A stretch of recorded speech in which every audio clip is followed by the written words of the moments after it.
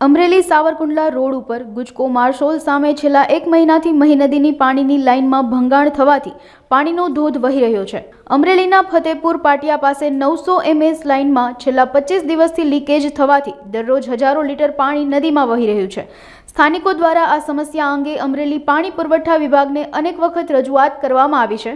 આમ છતાં આ સમસ્યાનો કોઈ નિવેડો આવી શક્યો નથી। અધિકારીઓ દ્વારા જણાવવામાં આવ્યું છે કે આ લાઇન 22 વર્ષ જૂની છે, જેના કારણે અવારનવાર તૂટી જાય છે, માટે નવી લાઇન નાખવાની છે। ટૂંક સમયમાં જ નવી લાઇન ફિટ કરવાની કામગીરી હાથ ધરવામાં આવશે।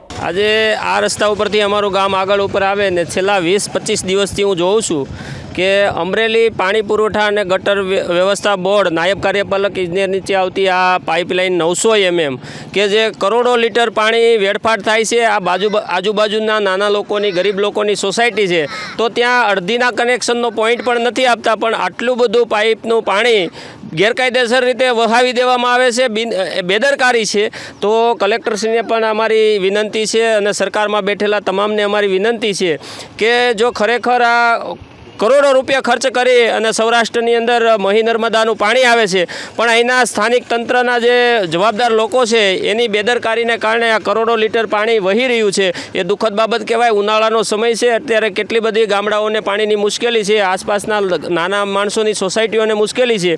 તો આ બાબતને ગંભીરતાથી લઈને આ પાઇપ સત્વરે રિપેરિંગ કરવામાં આવે અને આટલું બધું જે 20-25 દિવસથી બગાડ થયો છે એના જવાબદાર તમામ સામે પગલાં લેવામાં આવે એવી મારી વિનંતી છે।